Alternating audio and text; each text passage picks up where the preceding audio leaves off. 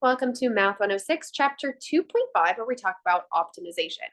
So make sure that you have watched the previous lecture, 2.3, in order to figure out using some of these methods. Because depending on the variation of the question, we can use alternating methods. However, if we're trying to link it to our calculus-based classes and talking about to optimize, whether we're looking at a max or a min, right? 2.3, we learned all about these critical values and these critical points. So we're going to be using a lot of those methods in our lecture today. So when it says in order to optimize, we are looking for quantities that must be maximized or minimized, right? These extremas. So a doctor wants to find a minimum amount of a drug that will produce a desired response in a patient. Or perhaps an airline must decide how many daily flights to schedule between two cities in order to maximize profits. So optimization, we're looking for a max or a min. So let's have you pause and try out your warm-up example 1. So find the minimum value of your equation.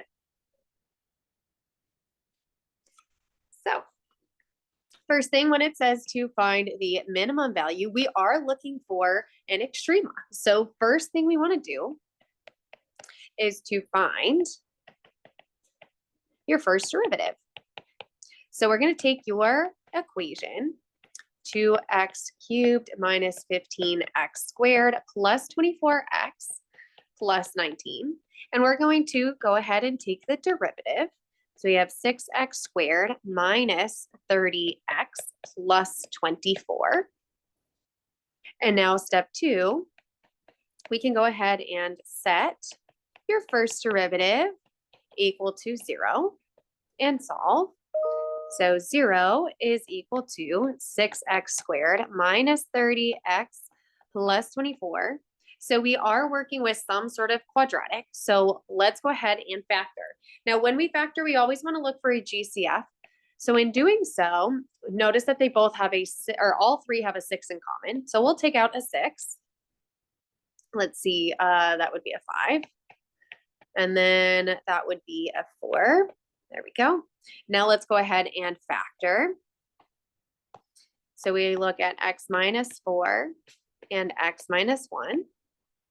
Now, when we go to solve, right, 6 equals 0 doesn't make any sense unless it has an x value to it. So in other words, if we were to factor out a GCF with some sort of coefficient and an x, then that is when we can set it equal to 0.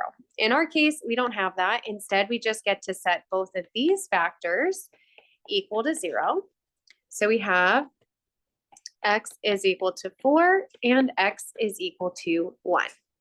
So now let's go ahead. These are your critical values. Now we want to go ahead and figure out, do we have a max or a min at these critical values?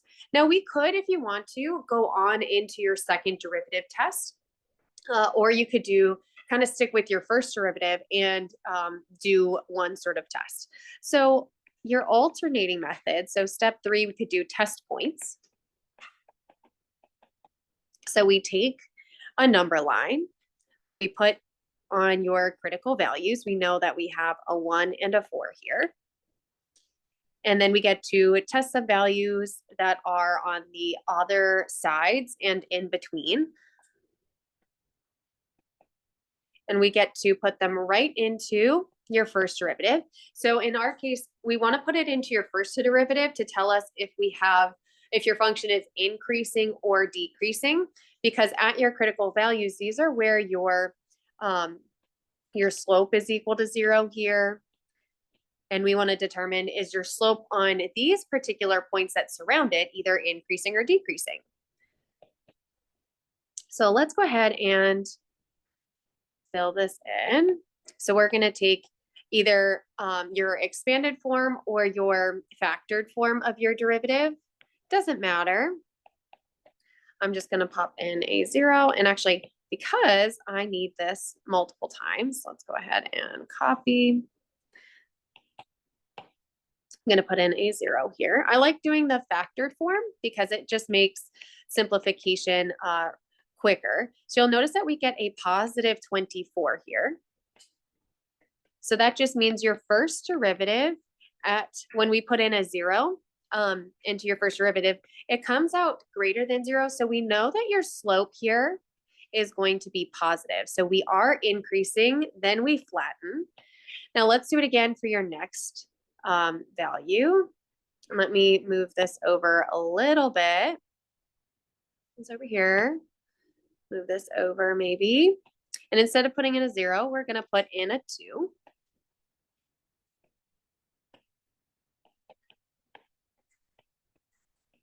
And you'll notice that we are going to get out a negative 12. So that just means your first derivative is less than 0, so it's negative. So therefore, we are going to start to fall. And if we wanted to, we can do it one more time with your next value, although this could be a good stopping point because we are only asked to find a minimum. But let's just finish this problem out. 6 times 1, and then we have 4. So we have, again, a positive 24. So again, this one is greater than 0. I don't know why I put a 1. That should be a negative. So if we were to draw a very quick picture based on this test, we know that we're rising your slope. We then get to your critical point when x is equal to 1. And then we decide to turn around and go back down. And then again at your next critical value, when x is 4, we get once again are nice and flat, and then we rise. So it goes rise, flat, fall, flat, and one more time rise. So of your critical values, which one has your maximum or your minimum? In our case, we are looking for strictly your minimum. So that would be at 4. So this is our minimum here. This is our maximum. Now, if we are interested in finding the location of it, well, if we know that when x is equal to 4, and if we are trying to find the particular point, we could always go ahead and find the point. If we know that x is equal to 4, we can go ahead and plug that into your original function.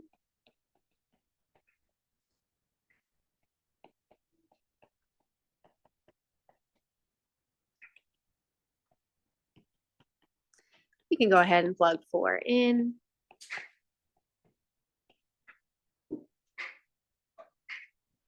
And you'll get out a 3. So we're at the point 4, 3 is your minimum.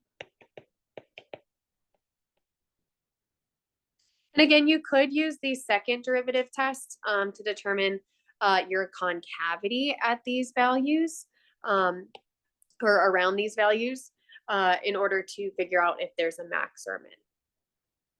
Now let's take a look at number 2. It says, suppose that a ball is thrown straight up into the air and its height after t seconds if negative 16t squared plus 48t plus 4 feet. Determine how long it will take for the ball to reach its max height and determine its max height. So again, what is this asking for? Well, it's asking for a maximum height, right? And when it's going to reach that. So in other words, we are looking for a point, right? Your x value is going to be your time, and your y value is going to be your height. So that is exactly what we're going to replicate in example 2. Now I'm going to likely do the second derivative test just to show you that there is a slight difference. But if you do like that, this first method, by all means, stick with it. So step number 1, let's go ahead and take your first derivative.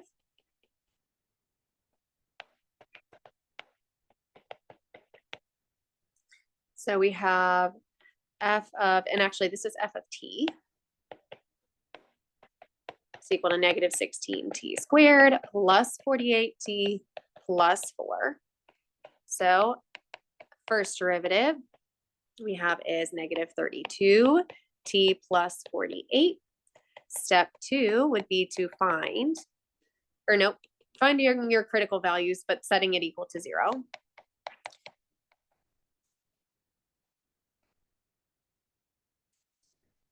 Negative 32 t plus 48.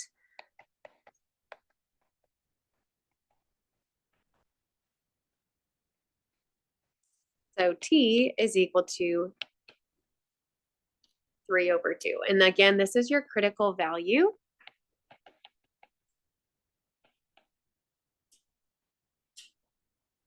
And because when we go into these, notice that before, right, we had how many turning points? Well, before we had 2 turning points. That is because your degree here is going to be a 3. Now, in order to determine your number of turning points, I believe we talked about it is actually the one less than your degree. So 3 minus 1 is equal to 2 turns. And so if we were to follow your same logic, if we have a degree of 2, 2 minus 1, and it's always going to be subtracting 1, we're only going to have 1 turning point. So we, in fact, found the location of your turning point here. So the location is at 3 over 2, or 3 halves, or 1.5. So we know that the time frame that this happened is going to be at 1.5 seconds. Now we need to determine, okay, well, is it actually? Can we go ahead and prove it? So in order to prove it, and I'm going to show you that second derivative test. So we'll take your first derivative. And in order to take the second derivative, we just have negative 32t. Now, because this is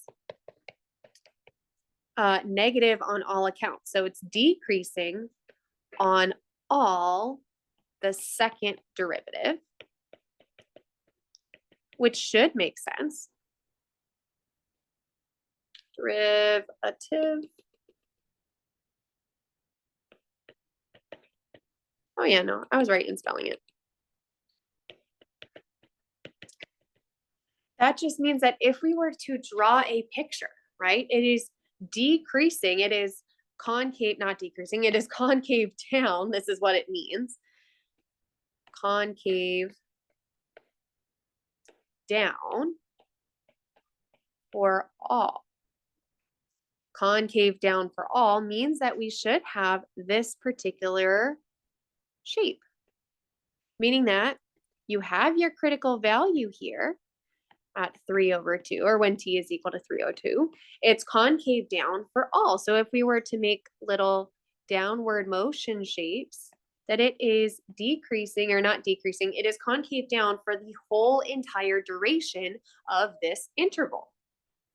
That's what it means with your second derivative. If you wanted to do your first derivative test to just kind of test points, you'd see that we are increasing, flat, and then decreasing. So we do, in fact, have a maximum. So we have now your max, the time for your max height. Now we need to determine where is your max height. So this is a maximum. So step 4, find the point. If we know that x is equal to 3 over 2, we get to plug in, we always plug it into, or t rather, we always get to plug it into your original. And sorry, I'm just going to switch these into a t. That way it makes a little bit more logical sense if we were to go back. So it's f of t is equal to negative 16 t squared plus 48t plus 4. And if we wanted to factor to start, that is perfectly fine. I'm just going to go ahead and plug it right in. Oops, and I forgot. Little parentheses. Let's go ahead and plug. Negative 16, 9 over 4 plus 12 times 3 plus 4. And all I'm doing is I'm simplifying just a little bit. not 12, 24. That is half of 48 is 24. Let's see, so we have -4 times 9 plus 72 plus 4.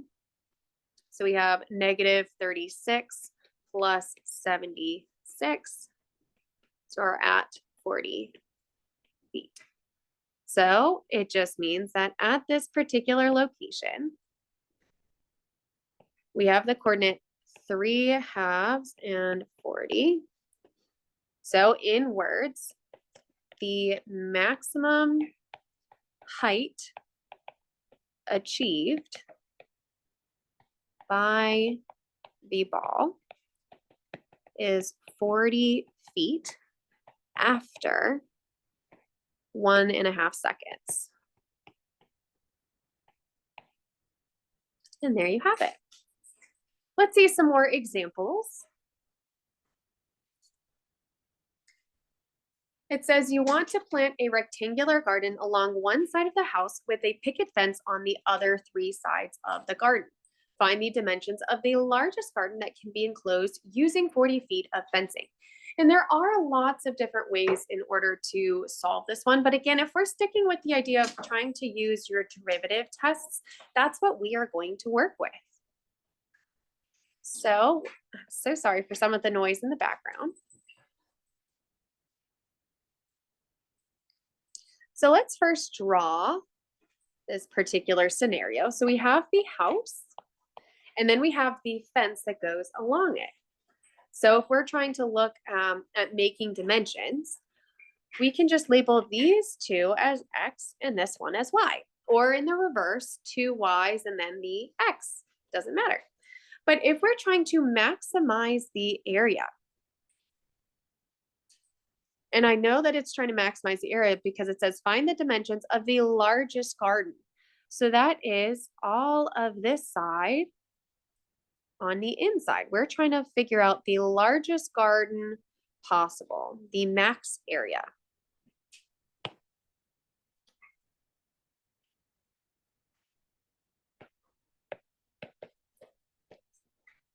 So that just begs the question, well, what is the equation of area? Well, area is equal to X times Y.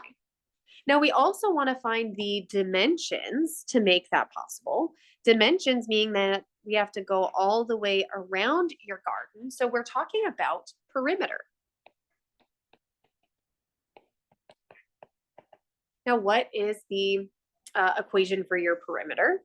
Well, perimeter is 2x plus 2y typically. But do we have 4 sides?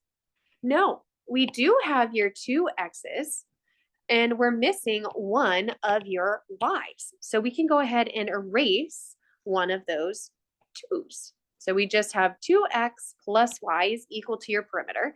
And how much feet of fencing do we have? Well, it says we want to enclose using this 40 feet of fencing. That is another way to say that your perimeter will add up to 40 feet. So we can bridge those two ideas together. We have 40 feet of fencing, 2x plus y. Now there is a downfall right now looking between your perimeter and your area. Now with your area, or if we're talking about maximizing, if we look back at these two problems, we're only working in one variable. However, your area has 2 variables in it. But the good thing is that with perimeter, what we can do is that because we have 2 equations and we're trying to maximize your area, we can take perimeter and use it as a substitute. We can solve for one of your variables. Now let's go ahead and solve for y because y doesn't have a coefficient in front of it. In other words, we don't have to divide by our coefficient and make fractions, and we get to substitute it in. So step 1 is solve or take perimeter and make a substitute. So we have y is equal to, and again, all we're going to do is subtract this 2x to the other side, 40 minus 2x. And that is what your y is going to be. Now we're going to take your substitute, take new equation, and plug into area. So instead of just saying area is equal to x times y, we're going to say it's equal to x times, in our case, your y is 40 minus 2x. We're going to substitute your y in. From there, if you want, we can go ahead and multiply it throughout and make this new equation. So from here, right, if we are trying to maximize your area, that's what we're going to do with step 3. Find max area. So if we're talking about a maximum, right, we're talking about finding a critical value, meaning that we need your first derivative. First derivative of a, let's see, we have 40 minus 4x. We set it equal to 0, 40 minus 4x. I'm going to take out a 4, leaving behind an x minus, 10 minus x. We can divide both sides by 4 if we'd like. So 0 is equal to 10 minus x. Subtract both sides by 10. So x is equal to 10. So far we have one of your dimensions. So these two are equal to 10. And again, this whole thing needs to add up to 40. Of that, we have 20, meaning that y has to be 20. Or if that doesn't make sense, we can go ahead and plug it all the way back into what you have for your substitute equation. Y is equal to 40 minus 2 times your 10.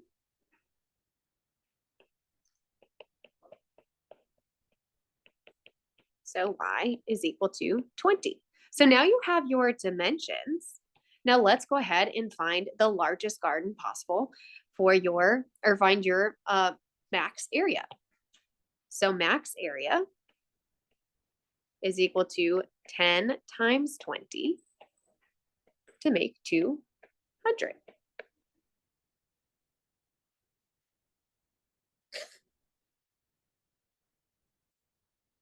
Now, again, lots of different ways you can go ahead and solve these, but again, this is just a method to try, especially if we're trying to use a derivative for it. So try it again with example 4. It says the manager of a department store, excuse me, wants to build a 600 square foot rectangular enclosure on a store's parking lot to display some equipment. 3 sides of the enclosure will be built in red wood fencing at a cost of $14 per foot. The 4th side will be built of cement blocks at a cost of $28 per running foot. Find the dimensions of the enclosure that will maximize the total cost of building materials. So first, let's go ahead and draw this parking lot. One more time. So it says that we have 3 sides of the enclosure will be built of this redwood fence. So we have wood, wood, and wood. We also have the 4th side to be built with some fencing. So this is all wood.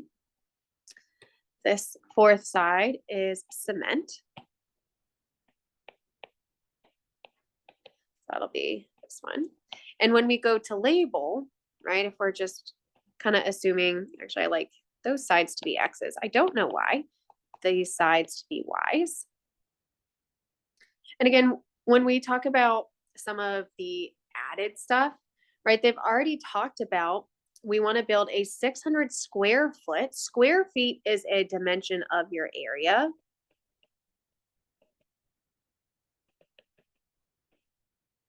So we already know that on the inside, this whole thing should amount to 600 square feet of parking lot.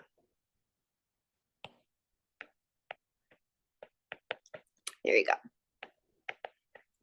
So some things that we can add, we know that area is equal to 600. We also know that area is x times y. So we can bring those two ideas together. 600 is equal to xy. And we also want to know we also want to add in the element of the cost. Now, it tells us specifically that we want to minimize your cost. So now let's go ahead and create a cost equation. So we said that with your redwood, it's going to cost 14 per foot, and your cement is 24 feet, or sorry, $28 per foot. So this is for area.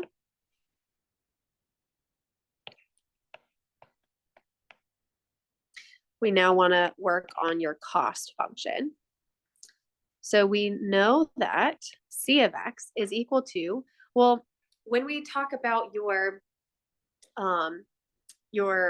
dimensions, right? We have 2 x's and 1 y that is made out of wood, which costs us $14.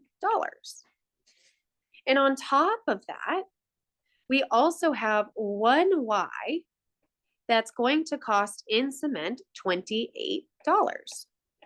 So when we bring that together and create a simpler cost function, we should get 28x plus 14y plus 28y. And in total, we have 28x plus 42y. That is your cost function. Now we are going to work at minimizing your cost. You always want to minimize your cost. You don't want to pay as much. So we're going to be taking your first derivative of this equation, but again, we have 2 variables, meaning that we need to use one of your variables over here in your area to go ahead and solve for, right? So we can use as a substitute. Now, it doesn't matter which one we substitute. For me, I'm going to likely just substitute this x value, so solve for x. So in my case, I'm going to divide both sides by y, so that x is equal to $600, or sorry, 600 divided by y. That is going to be my substituting value. So number 1, substitute variable. So we have x is equal to 600 divided by y. 2, we need to plug in your substitute value. So if we are trying to use your cost to minimize, 28x plus 42y, we're going to sub in your x right in here. That way it is in terms of y.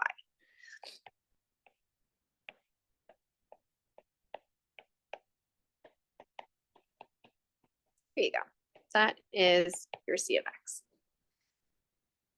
Now I might go ahead and simplify here. That way, when I'm ready to start to minimize and find my my first derivative, I already have everything ready to go. So I have 28 times 600, or 600 all over y plus 42y. So that is my cost right here. So step 3, I now want to find the minimum cost. So let's go ahead and take your first derivative. Now, one thing that we should likely do before we get started taking the derivative is that notice that in your cost, we have y down in the denominator, right? It's not showing its degree down here that it truly is. So let's bring it up into the numerator. So you have 16,800 y to the negative first power plus 42y. Therefore, when we take your derivative and bring down your y, we have negative 16,800 y, and then we'll subtract 1 to make it negative 2 plus 42. So your first derivative, if we were to fix it up, we now have y squared down below. There you go. So this is the first derivative. Now we need to find your critical value by placing in your 0 over here. Solving for y squared, let's go ahead and bring 42 over.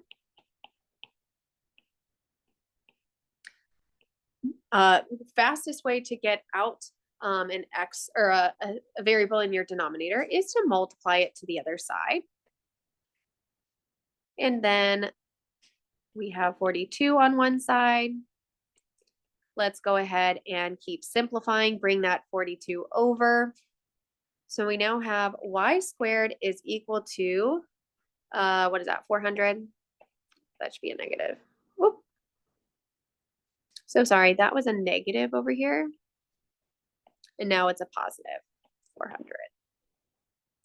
Let's go ahead and get rid of your square by square rooting both sides. Now keep in mind, anytime we square root both sides, you do need to account for a plus or minus sign. Let's go ahead and reduce. So square root of 400, think about it as being the square root of 100 and then the square root of 4 if you'd like. So that's 2 and that's 10. 2 times 10 makes 20. So plus minus 20. Now, when we talk about your minimizing your total cost, right, it's not possible to have that negative 20. So instead, we can just take the positive half of it. So we now have a positive 20. So that is for your y value over here. So if we know y is equal to 20, we can divide 600 by 20 and get x to be 30.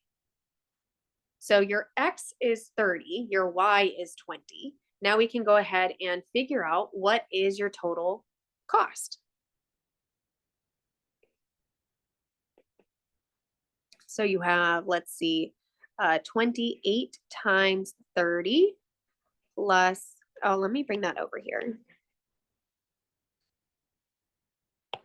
Plus, let's see, 42 times 20.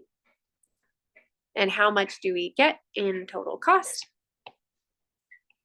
About $1,680 to minimize the total cost. Given we have a dimension, an area dimension of 600 square feet, of which 3 sides are wood and 1 side is cement, with x being 30 and y being 20. And there you have it.